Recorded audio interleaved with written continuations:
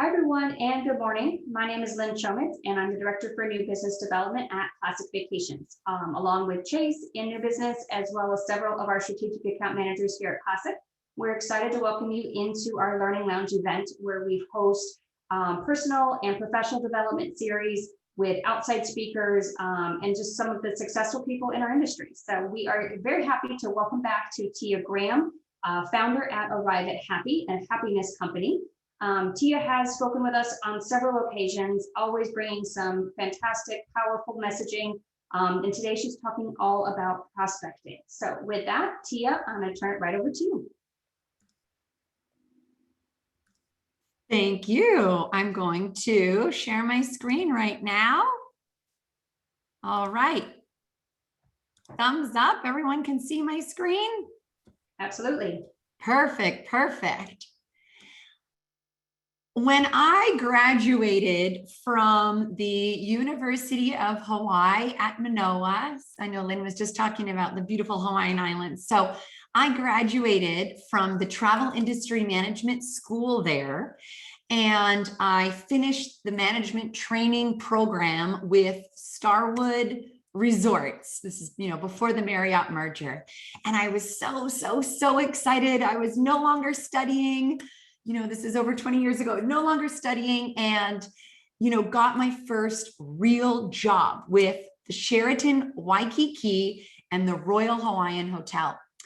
And there was the area director of sales and marketing who was my boss. And I was going to be, my first job was a sales manager. I really was a junior sales manager, but they didn't have junior in the title.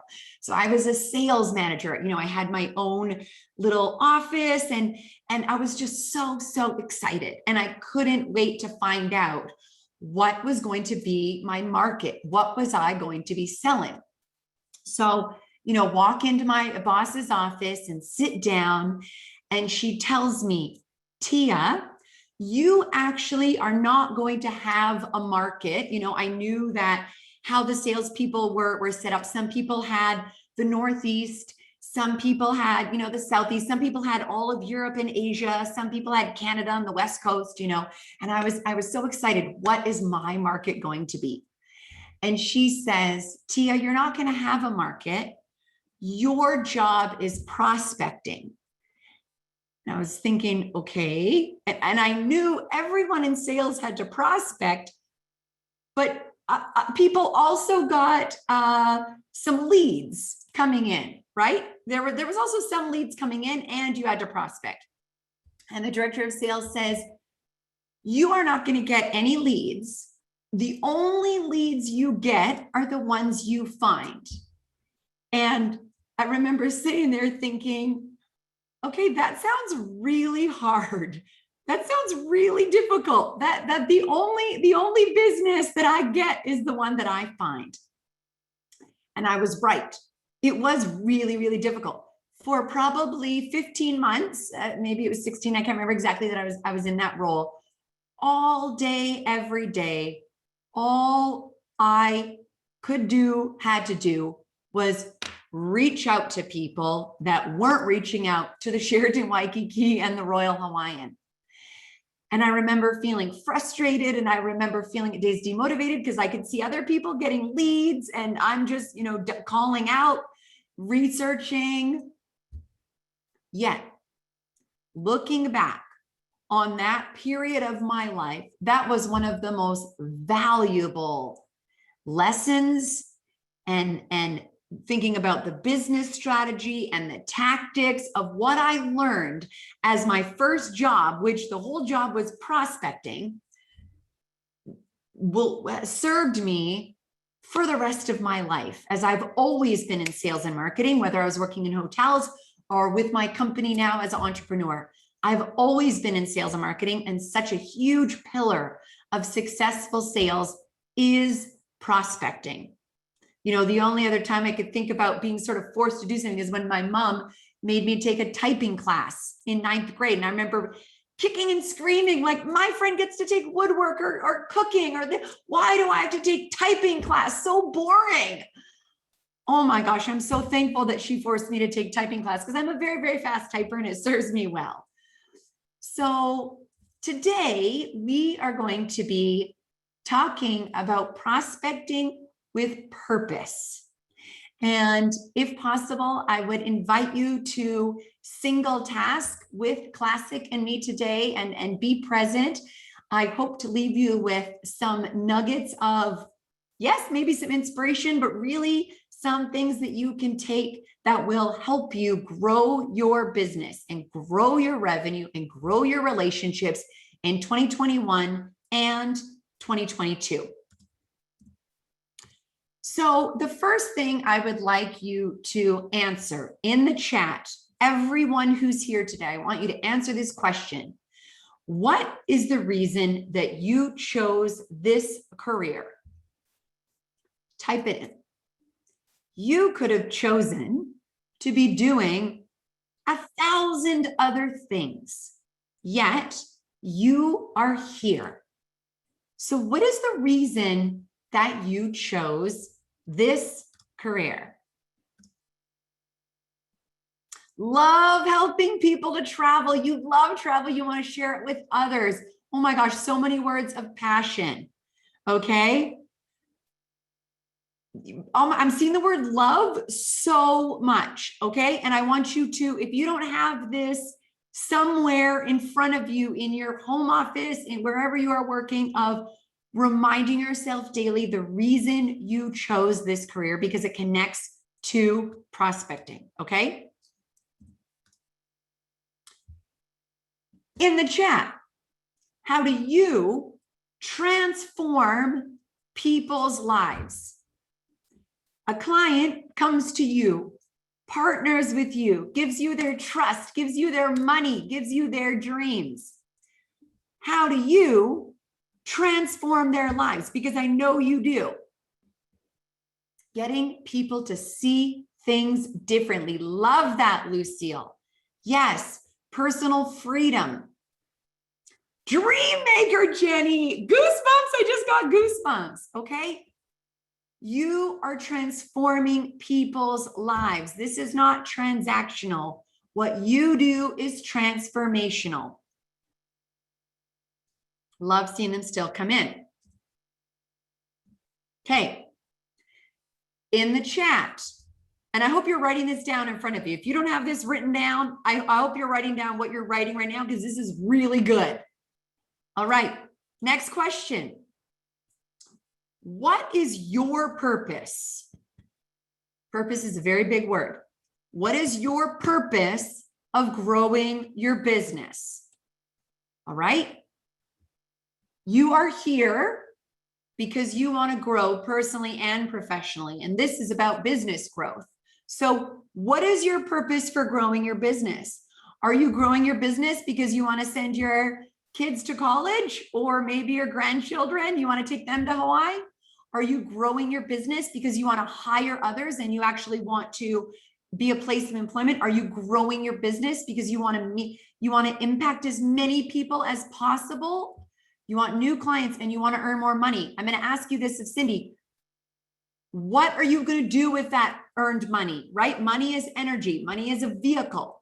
What is that more money? What is the purpose of that more money for you? Okay. Rhonda, you want to travel. Jen wants to travel with her family more. What is your purpose of growing your business? I want you to get very, very clear on this. All right. You want to be able to stay home with your baby. Yes, that's a purpose. You want to have this balance. You want to create a lifestyle for yourself. Satisfaction. Colleen wants to travel more. Okay. When you wake up and you are having your coffee or your tea or your whatever, I want you to remind yourself of how you transform lives and your purpose. Okay. I was at a convention one year. It was in an amazing place. It was when I was still with hotels in Normandy in northern France. And I remember meeting this Central American travel professional, travel advisor. And he was so passionate about his company and his clients and his work. So passionate, just full of purpose. And And he was very, very successful. I think he had a team of, 10 or so. So, he'd grown this company. And I remember asking him, how do you get new clients?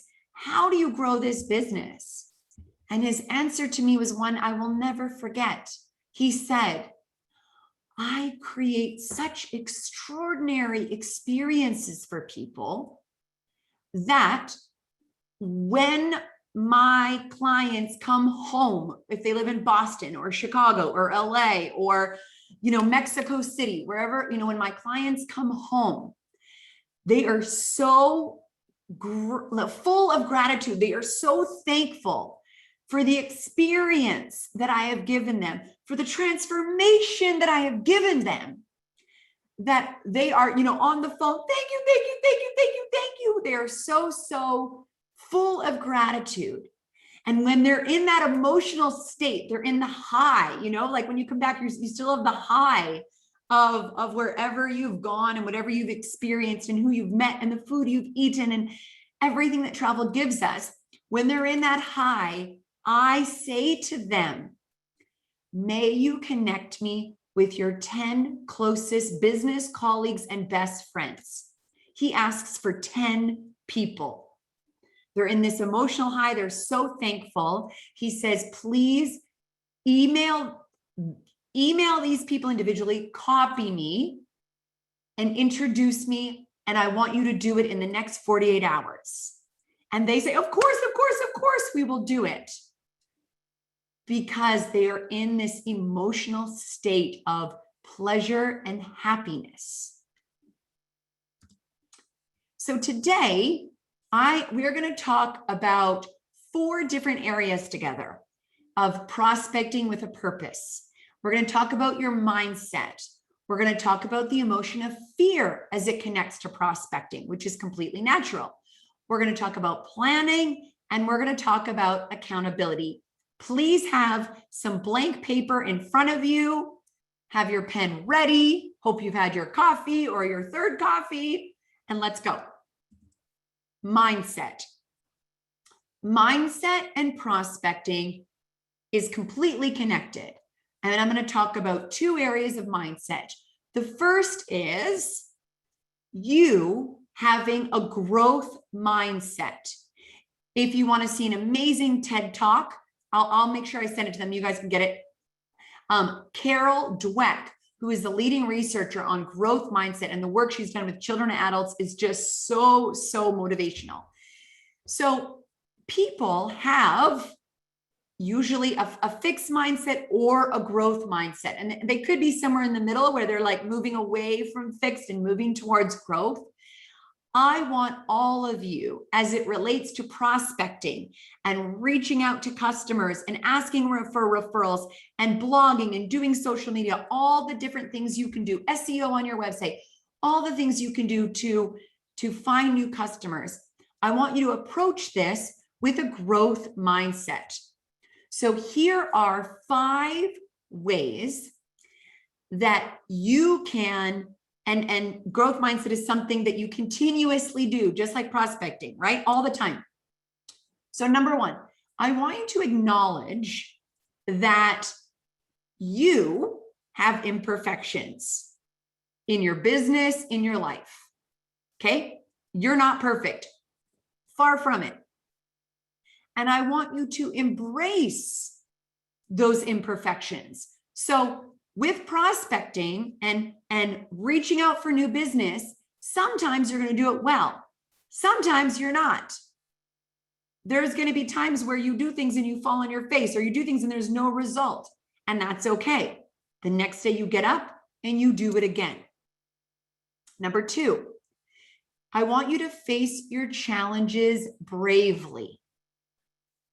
In the chat right now. Oh, thanks, Lynn. You're so fast. In the chat right now, what is a challenge that you are currently facing in growing your business, in making more money? What is a challenge that you are currently facing? Time, technology, closing, starting out, getting clients, leads, not enough time. Okay, write down the challenge that you're facing. And as it relates to this challenge, you can show up timid, scared, unsure, uncertain. Next to your challenge, I want you to write the word brave. And see yourself as someone who is brave that can absolutely show up to this challenge and face it. Number 3 for growth mindset is I want you to pay attention to your thoughts and even the words. At the end of the day, do you say to your spouse or a family member or a friend, oh, I'm never going to grow this, I'm never going to be able to grow my clients, or I'm never going to have enough time. Do you think, oh, I'm not very good at prospecting, I'm not very good at finding new business? It's okay if you have those thoughts. That's a human. But I want you to be paying attention. Can you also be curious, be excited, be brave, and say, this week, I'm going to reach out to 5 more people. This week, I'm going to attend a networking event. This week, I'm going to send some videos to some people that I know. This week, I'm going to try and really lean into my network. Pay attention to your words and thoughts. If you have a growth mindset, you can observe yourself. Number 4, I want you to value the process over the end result. The end result, in a way, keeps moving away from us, right? Because what is the end result? Like, I'm going to make X amount of money. Guess what? When you make X amount of money, you're going to want to make more. When you get 5 new clients, you're going to want 10 new clients. The goalpost always moves. Value the process of prospecting and of reaching out and of business growth as much as the end result of money or maybe having more time. When you value the process of growing your business, you're going to be more successful at it. And number 5, no one else on planet Earth is responsible for your attitude. You own your attitude. And waking up in the morning and saying, I'm going to spend an hour prospecting. I'm going to spend an hour doing business development today.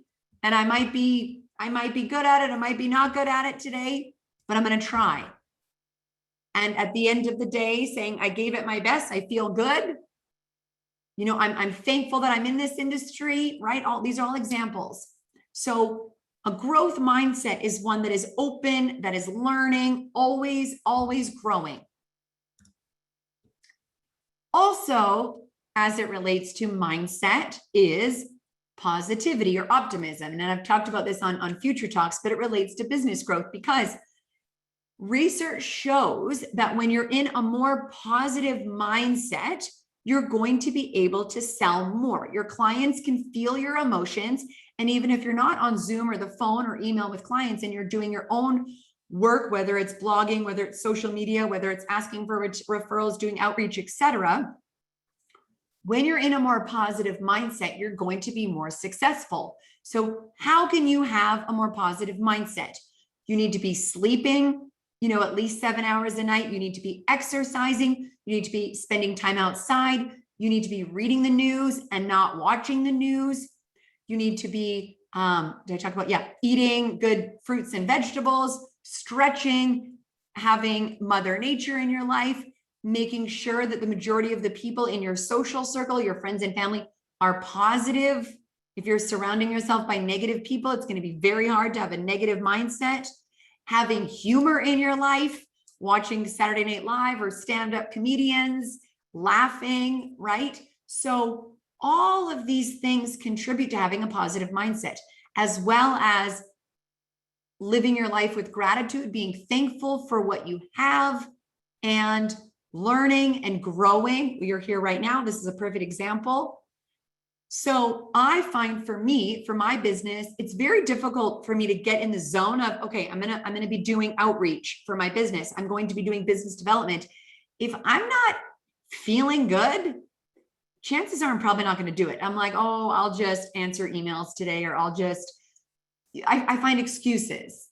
But when I'm feeling healthy, when I'm feeling well, when I'm feeling positive, and when I'm focusing on the good stuff in my life, those are the mornings when I'm doing videos, sending them on LinkedIn, sending them on email, reaching out to people, asking for referrals, etc. when I'm in that positive state of mind. So think about your mindset, growth mindset, positive mindset, okay? And there's going to be time for questions at the end. So if you have questions throughout, just put question, put it in, and we'll make sure that we get to all of your questions. Okay, the next topic as it relates to prospecting and prospecting with a purpose is fear, okay? So why don't most salespeople prospect consistently? So know that sales is a numbers game. I was just talking to two people last week about this. If you reach out, and you need to know your ratios, this is personal to you. If you're reaching out to 30 people a week and 5 people respond and 2 people want to actually talk to you, that's a ratio there. If you're reaching out to 10 people a week and 1 person responds, right, you have about a 10% conversion when you're prospecting. Okay, so why most people don't do this consistently, right? Because it's a numbers game every single week. So number 1 is desire. You don't need the new business, or you're actually not interested in business development. I don't think this is you, because you wouldn't be here if you were like, oh, I don't need new business. Or I'm not interested in business development, right? No. So the second is fear. You are afraid of being rejected. Rejection is an emotion. And who on earth likes rejection? Nobody, right? Nobody likes rejection, right? So fear is you're afraid that people are going to say no, or they're not going to respond to you, or you're going to sound stupid or dumb, or you're not good at prospecting, or maybe you don't know how to prospect. So you're like, I'm not going to do it because I don't really know how. Am I good at it? Right? And number 3 is you're too busy reacting to your business. Maybe there's too much inbound that you're not actually working on growing your business. The classic team shared prior that things are picking up, that there are more leads coming in. And it's very easy. It's very comfortable to get in a place of 3 where, you're just dealing with all the stuff that's coming to you. Focus on prospecting is actually, I am going to set aside 90 minutes 4 times a week in my calendar that says prospecting, and I will never book over it. And during that time, I'm researching, I'm reaching out, I'm doing prospecting activities, and that's all I'm doing. That's focus. So let's talk about a little bit about this fear of you're afraid of being rejected, or you don't know how, right? So when this feeling of I'm afraid of being rejected is coming up, you need to go back to your purpose. Yeah, I might be rejected. I might not be great. I might not get 10 out of 10 with everyone I reach out to, or every partnership I try and set up, or collaboration, or the referrals I ask for. I might fear being rejected, but my purpose is bigger than my fear. Spending more time with my daughter, traveling more, living the life of my dreams, making the money so I can stop working at 3 o'clock every day. That's bigger than the emotion, my desire for that, my emotion for that, my motivation for that is bigger than the fear. And we're going to talk a little bit about sort of the how, and we're going to share as well with each other. Okay. In the chat, I would like you to write in your specialty. What is your specialty as it relates to the work that you do? Is your specialty in weddings and romantic travel? Is your specialty in group travel? Is your specialty, do you love families, doing family travel? Do you love cruises? Okay, female. Is it LGBT? Do you have a specialty in your is a destination? Are you an expert in the Caribbean? Okay. So Lindsay's saying don't have one yet. So that's a great place to start. What are you so passionate about that you could just, if someone asks, you could talk for days and days and days. What do you know really well? What is your background experience? Okay, I'm seeing, right, all inclusives, awesome. Luxury travel, honeymoons, right? So if you think about prospecting and your specialty, those come together, right?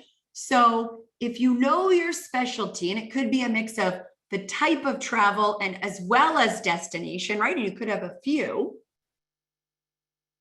Where are the people that are interested in that? Where do those people spend time? It's a great, this is a wonderful, wonderful saying is, it's a lot easier to go find communities that already exist as opposed to building your whole own community, right? So for example, and I know that there has been success with blogging and Instagram and all of that, right? That's an example of building your own community, and you should do that, of course. But there are also places where the communities of your ideal customers are already existing. Online, everything's online right now because we're in the middle of a pandemic, right? Online and offline, whether it be in-person events, whether it be different types of communities, right? So I want you to think about, where are my ideal people, my ideal travelers that want to spend money and want someone to support them and be their advisor and be this professional? Where are they hanging out? And how can I go spend time online, virtual events, etc., and get to know them with my specialty? Okay. So the next thing we're going to dive into is planning. You cannot prospect with a purpose on a consistent basis without having a plan. So what I would like you to do is, on a piece of paper in front of you, I would like you to write down, just you could take a picture of this, or you could just write it. It'd be better if you write it right down, because I'm going to actually ask you to put pen to paper on these. So first column, my best customers. Okay. And if you're just starting out, that's okay. You don't have to fill this in.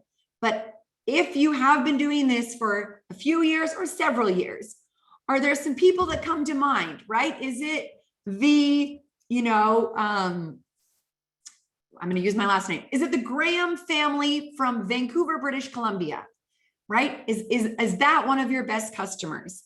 Or is it this group? Or is it this couple? I want you to write down some actual names. Who are the people or the customers that come to mind if I were to ask you, who are your best customers? Okay, write down at least 3, 4, if you can, write down 5 in column 1.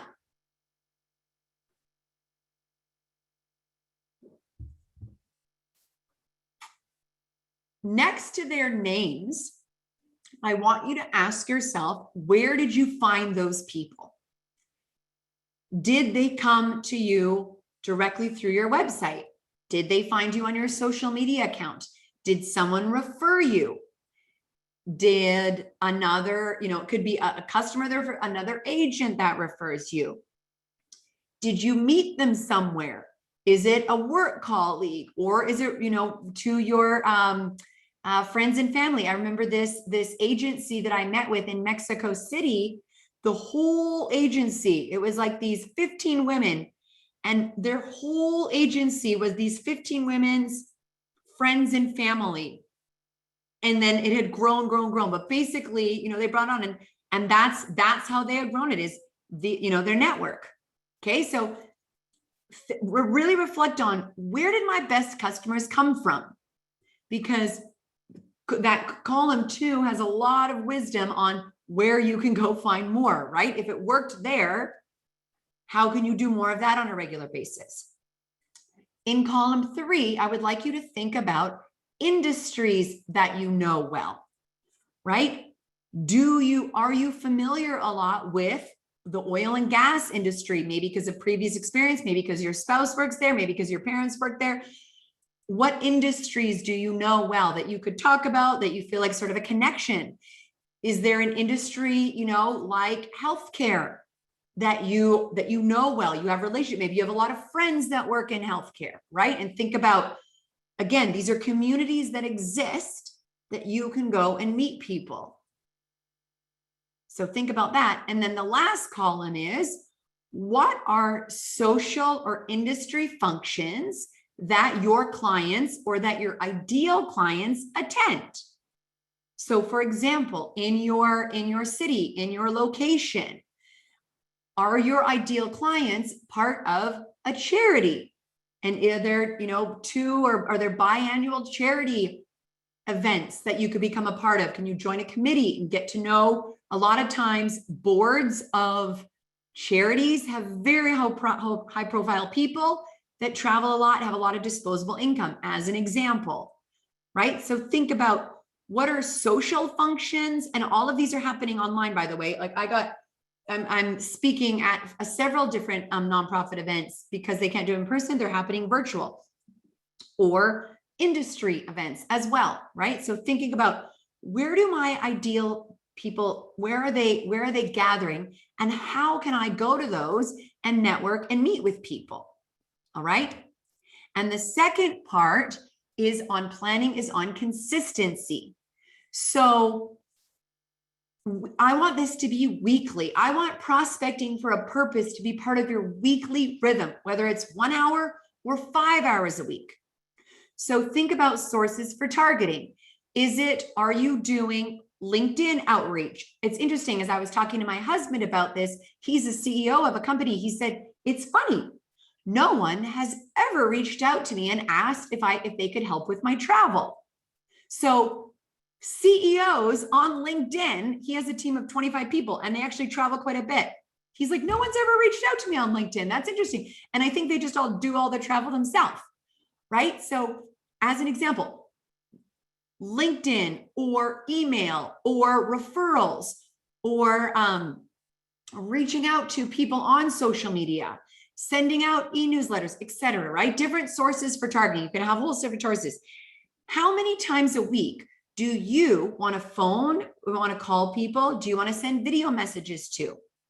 Once a week, do you want to ask for one referral from someone that you know? Do you want to ask for 5? How many network events would you like to attend every week? And how many times do you want to be engaging every week on social media? Awesome, Shayla, that use LinkedIn. Would love for you to put in the chat sort of how you use it to share with others. That's great. Remember, prospecting for a purpose is about numbers. And if you don't give yourself a goal, you are never going to create a consistent rhythm. You want to have a goal of how many people you reach out to and how many people you connect with. If you reach out to 20 and 2 of them respond, that's a weekly connection goal of 2. You have to know your prospecting numbers in order to successfully grow your business.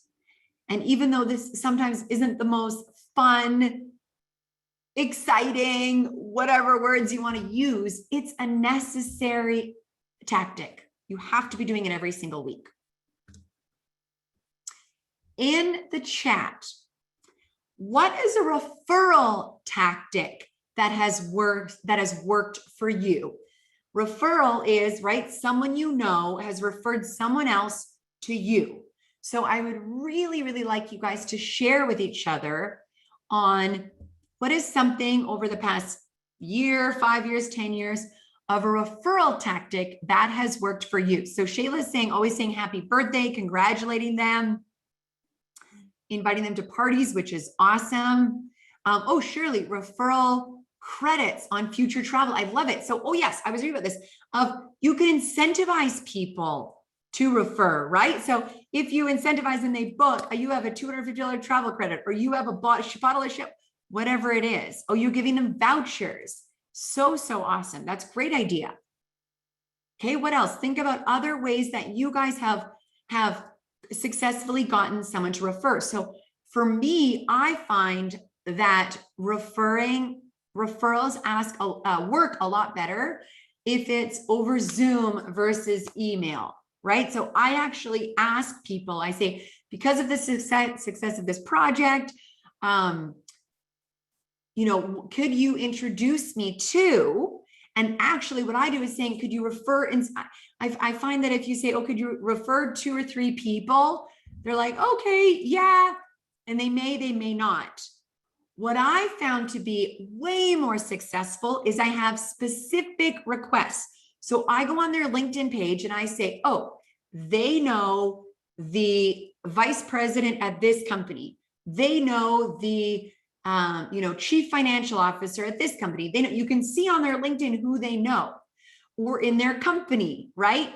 So I will say, can you please introduce me to, Cindy Lynn at Pfizer, the head of sales. Can you please introduce me to? And with that, then I know that they're introducing me to people that I want to be connected with. So do a little research as well. But great idea on the incentive. Absolutely. Really, really smart of thinking of it. And what is a wonderful practice is for the people in your network is to have in your calendar quarterly referral requests, right? So let's say you know someone really well, they're one of your clients, or they're one of your colleagues, or they're one of your family friends, husband's best friend, or whatever, partner's best friend. And once a quarter, you stop and say, who do I know really well, who loves my work, knows my value? And once a quarter, I'm going to go say, hey, can you introduce me to this person and this person? Next quarter, can you introduce me to this person and this person? Have it be a part of your quarterly rhythm. Moving on, the topic of accountability. Accountability is so, so, so important as it relates to prospecting, because if you are your own accountability buddy, guess what? You're not going to prospect as consistently, and you're not going to be as successful, because it's hard to keep ourselves accountable. So if you say, I want to reach out to 15 people a week, I want to do 1 blog post a week, I want to engage with 10 social media people a week, I want to attend 3 networking events a month, right? You're giving yourselves these goals. Who's going to hold you accountable? If you say you could be a very rare specimen that like one of these people that can always, but generally you're a regular human being. No, because if you don't do 15 outreach, are you gonna, punish yourself? No, probably not. You'd be like, oh, next week. You must have someone or a group of people that keep you accountable to your business development goals. Okay? So think about your professional network. Who in your professional network could you be an accountability buddy with? And accountability buddies talk weekly, and ideally they communicate daily. So in the chat, if you have an accountability partner, who are they? And if you don't have one, who could be your prospecting accountability partner? I want you to actually put in their name, and I want you to write it down. So if you have one, put in their name. If you don't have one, who could they be? Any thoughts? I'm seeing a very quiet chat right now.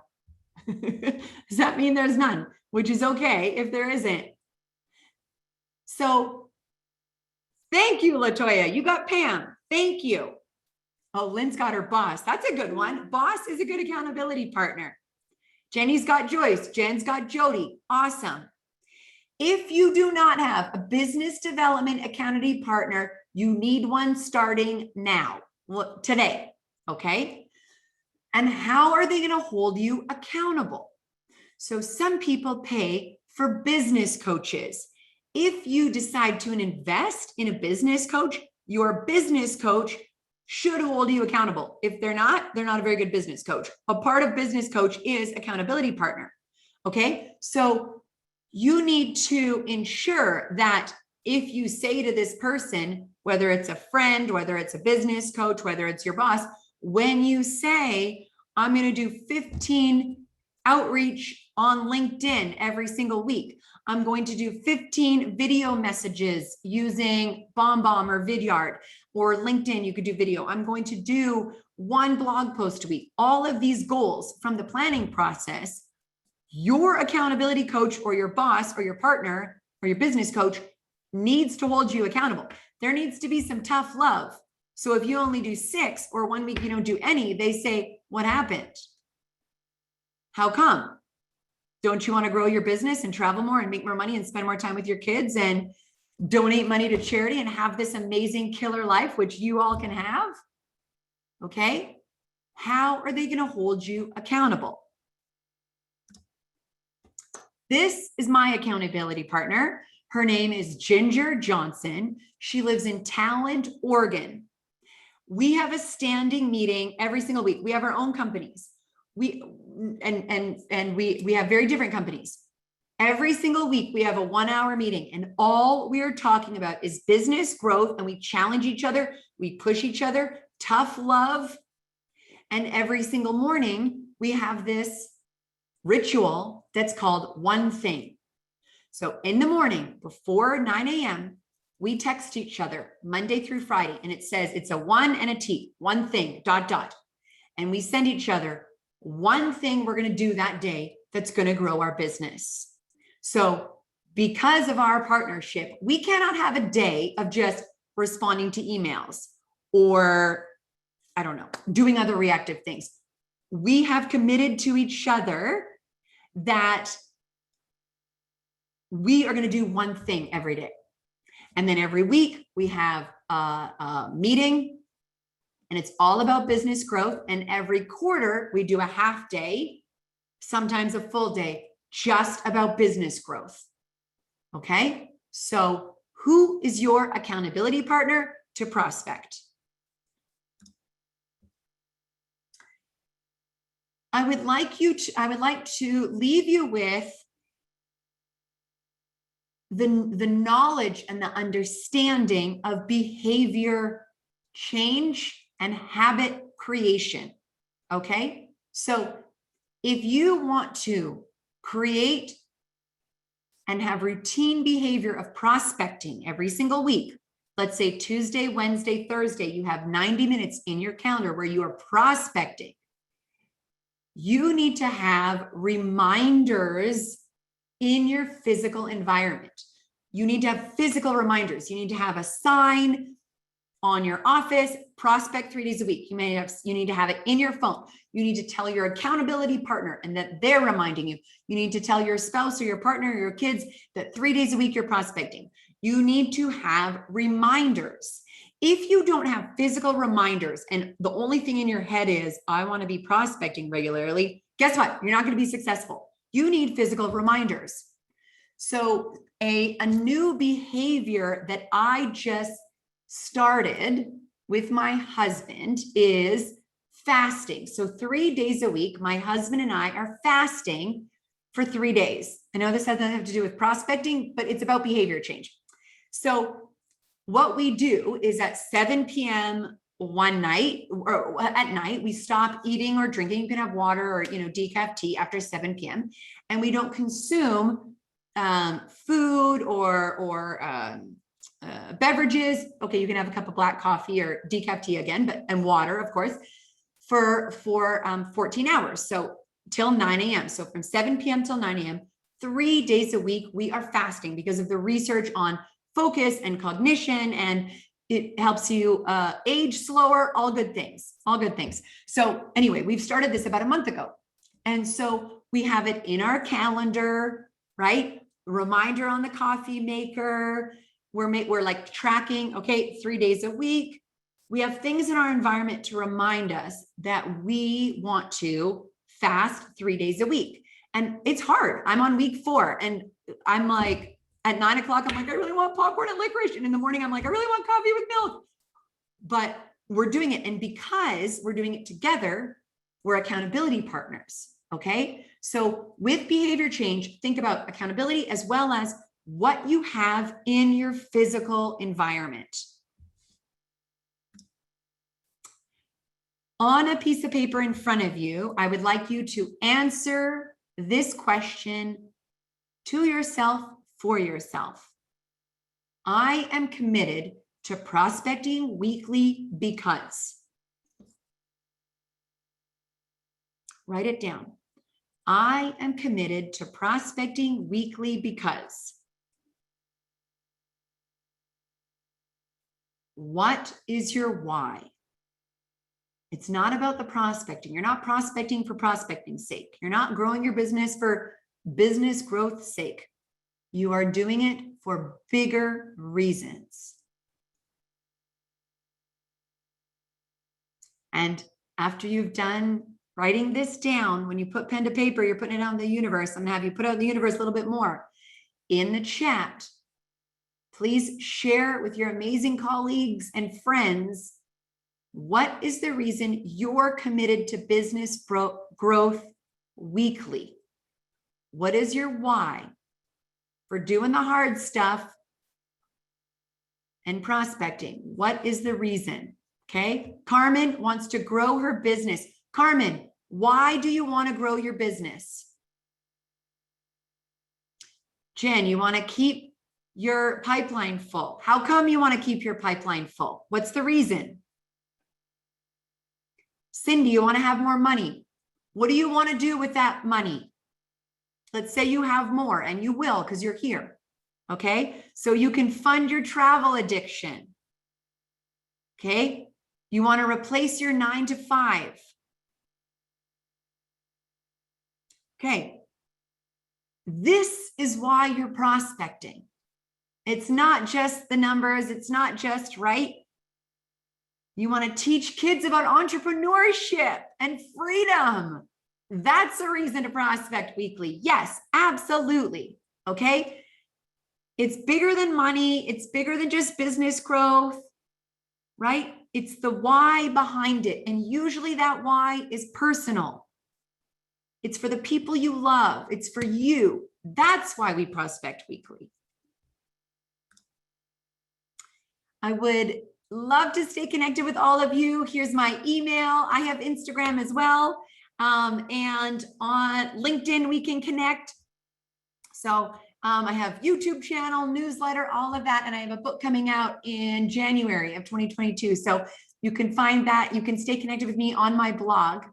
So what I would like to do right now is open it up for questions and see if there is anything that of all the topics we covered, and the lesson and the message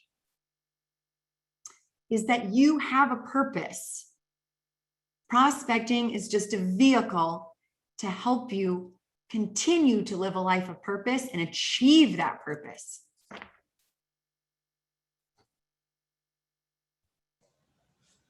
All right, Tia, thank you so much for that. I think, I love organization with the charts and lists and things like that. So I think it's a great way to keep it together. So thanks for the guidelines and kind of sharing some ideas on that.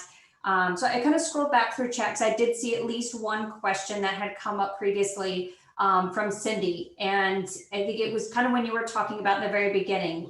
She had asked, how do you get new people to connect when you can't be face-to-face? So, Zoom meetings don't always give access to their personal information. So what advice do you have, especially with, Zoom being available? What other ways can people connect and prospect to find new clients if they can't meet in person? Yes, great question. So I would say events is a great way, so for example, if you look at in your area or, and I'll just use some for an example, and maybe in the chat, we can all share with each other, right? So in your area, is there a Rotary, right? Everyone who attends Rotary are all business executives, or your local Chamber of Commerce, all business executives attending. If there is, if your specialty is cruises, right? Are the cruise lines hosting events and people are going there. Or if you're in the romance and honeymoon, right? Like all the different types of companies that are related to that industry are hosting events. So that's one. Virtual events is a great way to make people meet people. And a lot of these are hosting breakout rooms. So you actually get the opportunity to be in smaller groups to talk and connect. We talked about LinkedIn. LinkedIn is a phenomenal way to meet people. So, and what I do, I have replaced, I don't ever send written messages. I only send videos to people that I want to meet. And not everybody responds, but it has drastically increased the response to people. So when you go to LinkedIn and you want to send a message to someone, I'm going to show you right here, right? So let's say I want to send a message to someone and you go message. At the very bottom, there's a little plus symbol. If you click on plus, you can hit video. You record a little video. Hi, this is da-da-da-da. I'm a specialty. My passion is people's, romantic, giving the best romantic vacations on the globe. Would love to see, blah, blah, blah. Let's set up a time to talk. And that has really increased my ratio because hardly anyone's doing that. And people are like, oh my gosh, thank you so much. It's like, oh, wow, this is personal, right? And I think I talked about on the previous one, video emails too. Another way to meet people is actually setting up your own events, right? So let's say if you have some friends or work, if you're working 9 to 5, work colleagues of saying, let's do an event, let's do a virtual event. And maybe it's a wine tasting or it could just be, fun. I'm gonna do a virtual event and show my amazing, photos and I'm going to talk to you about all my favorite places in Italy or Hawaii or whatever. You tell all your friends, like, let's all have a glass of wine, do this. And can you each bring 3 people, right? As an example, if you can do your own virtual events, you can also meet with people on social media, on Instagram. I have connected with some really big people that I don't think actually would respond to my email or maybe LinkedIn. And there's a social media guru that I know that she calls it dating in the DMs, right? Direct messages. And you can reach out to people and send messages. And some people that I never, ever would have thought responded are responding. They say, yeah, let's talk. And I'm like, oh my gosh, that person maybe is hanging out on Instagram, right? So these are some different ways as well. And then also thinking about guest blogging, right? If, again, going back to this idea of instead of focusing on just making your own community, go to where the communities exist. So if there is, and everyone is looking for content these days, and you guys are the experts. So if there is a online, wedding magazine, if there's this, you can reach out to the editors and say, can I write a monthly column? And Lynn and probably the team could even elaborate a little bit more on this, but everyone is looking for content. So that's another way. And make sure that you can have your bio and your website and everything there. So it's very easy when someone reads it and they're like, wow, this is amazing, that they can click and find you as well. So those are a few ideas, but I don't know, Lynn or the team, maybe you have some other ones. No, I think those are great because we've actually seen even on Clubhouse, I know it's a social media that's still relatively new, is some advisors, most people I connect with are also travel advisors. So for me, I'm not necessarily looking for that, but people are putting topics out there of, first time Hawaii travelers, and so anyone from any industry that has never been to Hawaii can join that room and ask questions. So you're kind of, leading the conversation and showing yourself as a niche or expert. But then knowing that you've got other people in the room that you can share with and let people come up on stage and ask questions. And I think that's a good way. So people have done that. I think another one I've really enjoyed doing, and outside of the travel industry, is I've followed, it's different people on Instagram, and they'll do kind of like a collab with, follow these 3 people. One would be maybe a vegetarian cookbook writer. Someone could be, I've got these great bathing suits or styles. And then a third person, has, they sell certain things online with, like sunscreen. So they all kind of have similar vibes, but completely different followers, but also they were like all 3 of our pages, and then we're going to do a contest, but they're growing their following, they're growing their client base. And it's kind of, introductions because they all have similar goals in regards to health and wellness and things like that. So I think that could be something that advisors could do with a boutique or with luggage company, or just anything else that has something to do with travel or what your niche, if it's Disney, or like a local bakery that focuses on, celebration cakes, you do celebration travel, they do celebration bakery. So I feel like there's a lot of things that you can definitely do collaborations with. Yes, yes, absolutely. Yeah, so a few other questions, because I know we're running short on time, but Tia, can you quickly share maybe your top, 2 or 3 best tips for closing? Prospecting is great, you get people interested, but what do you think about closing? What do you have to say there? Yes, yes, yes, yes. So my tips for closing are, so this is my strategy. I believe closing is all about listening, right? It's so much easier to close when you have incredible listening skills and you are really, really good at asking questions. I'm like one of the annoying people in class, always ask so many questions. So when I get a prospective client on the phone, I actually have a whole list of questions. I'll show you guys. So it's different in that a lot of my business is B2B. I don't sell necessarily now just to consumers, but I have a whole list of questions. These are all, of the type of the work that I do. And I don't have them all memorized, right? So I actually put it in front of me and I am typing in my CRM, right? So I don't, so as they're talking, I'm asking so many questions. And I'll tell you guys a story. I talked to a client yesterday at this beauty company and I was asking her just questions. She got so emotional in a good way because I was tapping into her heart. And by the way, this was a business discussion, okay? This wasn't like I'm going to be your therapist. But she got so passionate about what she wants for her team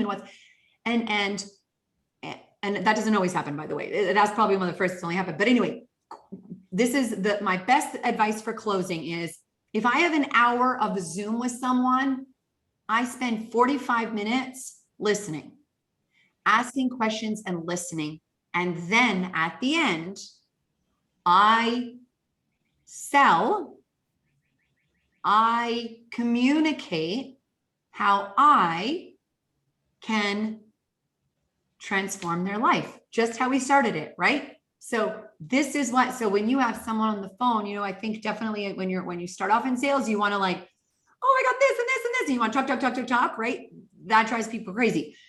So that's how I close. And I find that the better listening, and especially when I am paraphrasing exactly what they said and really saying, okay, based on, and by the way, that also means that you don't sell if you're not the right person, right? So if someone comes to you and says, I want, Fiji, and you literally know nothing about, and you actually know, you're actually a better salesperson to say, well, I don't know if, Lynn, you could talk about this too, but right, is not trying to be the jack of all trades, right? That's kind of what I asked about sort of specialty too. But that's my very best advice. Selling is being a problem solver, right? And travelers have desires to go and do this or have this travel or this cruise or whatever, right? And you have the answers, but you really, really want to understand what they need. And then, and people also, by the way, love talking about what they need, right? So that's my advice. That's what I have found to be successful for closing new clients.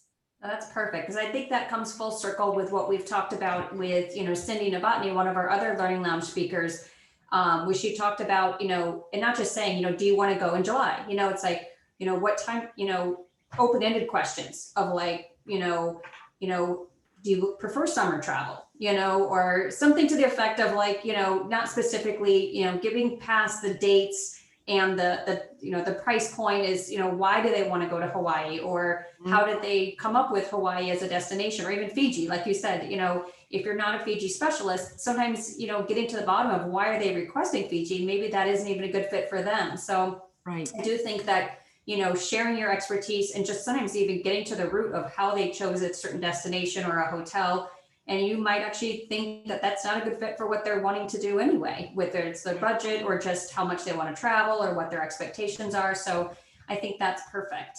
Really good point. Yeah. Yep, and I've got one last question, and then we'll answer any other outstanding questions. So if you do have questions we haven't answered live on the call, please add them into the chat box. Tia and I will go through them and we'll answer in our follow-up email we send out on Fridays. But a good question, and I actually invite all of you to reply in chat, but I'll direct this to you, Tia. If someone gives you a reference or, kind of a show of gratitude or things like that, do you believe in rewarding them? So if somebody is going to write you a recommendation, whether it's LinkedIn or for your website, do you think you should reward them, or do you think that you should just, take it for what it's worth? Yeah, exactly. Really good question. Really, and I was actually talking to my accountability partner with this last week in terms of the whole start to finish, and hopefully you have long lifetime clients, right? That ongoing. So I don't think that there's necessarily a right or wrong, right? I don't think you want to say, oh, write me a testimonial, I'm going to give you $100. Obviously that comes across not so great, right? For me, what has worked well for me is when after clients have given me business, I will, send handwritten thank you cards, or sometimes send a personalized gift that I think that person would enjoy, right? So for me, it's not related to the referral or the testimonial, but it's sort of part of the relationship. But I definitely, I really try and get video testimonial, because on your website, video testimonial is even more powerful than written. Both are good. But I will ask for video testimonial sort of right after I've finished, for you guys, like a trip, or if I finished a project with a client, ask for a video testimonial. And then I will send a handwritten note card and a gift, but it's not so much like for the testimonial, right? It's sort of for the relationship. So that's my view on it, but I don't know if anyone else has thoughts on that. Yeah, so I think that's a great question. I know it can be interesting, because we did have a local dental office that had tons of 5-star Google reviews. And it was funny, we're like, well, they must be pretty awesome, right? We get there, they don't take our insurance, but we're like, well, they must be pretty great. But as we check out, that's when we realize they give you like $25 off your next visit if you write a 5-star review, which again, to me, made it seem a little bit less valuable of they're rewarding people for that. So it kind of, yes, it got me in the door, but I won't necessarily go there again because they weren't earned. I feel like they bought these 5 stars. They bought it. Very interesting. Yeah, really good point, Lynn. Exactly. And maybe people would still have thought it's a great service and it was still worth 5 stars, but they might not have written it. So again, I totally get that that's maybe not something that you want to make on a regular basis, but if you do it as an exception, or if somebody really takes the time to write a detailed and exceptional review, then I think that would be fantastic to send them a thank you and a small gift card. But I wouldn't incentivize people, because again, once they do come to see that that's how you got all those reviews, I think it takes the weight of it off a little bit. So Perfect. All right, well, everyone, we are past our 1-hour time mark. So I am so grateful for all of you to be here and spending time with us today. Thanks again to Tia, talking all about prospecting and sharing a little bit more of her background and her guidelines as to how you can take this and bring the performance into your daily prospecting tasks. So thanks again to everyone for joining us. We appreciate you, and we will see you again on May 11th. Have a great day. Bye, Lynn. Bye, everyone. Bye. Thanks, Tia. Thank you.